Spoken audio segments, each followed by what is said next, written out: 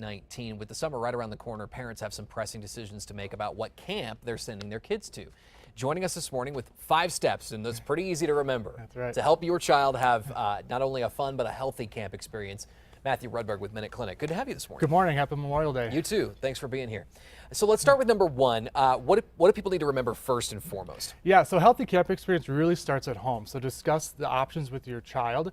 Present multiple options of what type of camp that they would like to go to that would align with their interests, their physical fitness level, and their health. Yeah, that's exactly right. How much does their health play into a decision like that, and how much should they be a part of the decision about choosing it? Yeah, they should be really have a pivotal role in that decision. For instance, if your child is not a strong swimmer, you're not going to want to send them to a camp that has lots of water activities like sailing or canoeing, because they might struggle to pass a swimming exam or swimming test to be able to participate in those activities. Those are something that you may not even think about, Right. once, especially in a family or with a child who handles it well. Right. Yeah. Right. All right, number 2, what do we need to remember there? So make sure that you get a camp physical. You can either go to your normal doctor or come to one of the 4 Minute Clinic locations in the Albuquerque area. We're open evenings and weekends, 7 days a week, and no appointment. You just come on in. We'll take a look at your child's immunization records, do a quick physical exam, and take a look to see if there's any issues that would present themselves that would prevent your child from having a healthy experience at camp. What would that be, maybe? So if they have a foot or knee injury, or if they have asthma, we want to make sure that that's well controlled. There are policies, obviously, that camps have in place, and I'm sure that you can maybe help with those as well. Exactly. Yeah. Right. Okay. How about number 3? So number 3 is to make sure that you talk with the camp about any food allergies or restrictions that your child has. Make sure you talk about that beforehand as well as once you arrive to the camp, so that they can make sure that they meet your child's needs. What would they have available? What would be in place that a camp might, for the reasons that you just stated, need to know about? Right. So they might have an EMT or a nurse on staff. And if your child has like an allergy to stinging insects, you want to make sure that they have EpiPen with them at all times.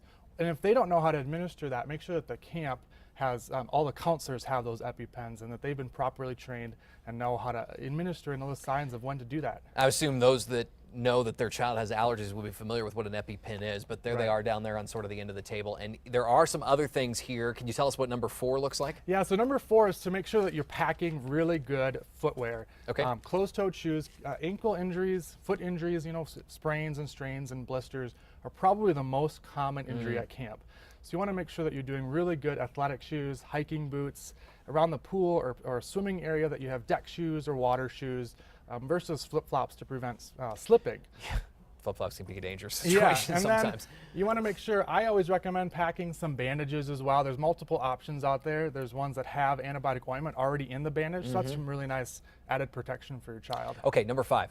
Number 5 is to make sure that, desert Southwest, lots of sun here. We want to make sure we're putting on a lot of sunscreen. SPF 30 is going to block about 95% of the sun's harmful rays, UVB and UVA protection. And then make sure you're drinking lots of water.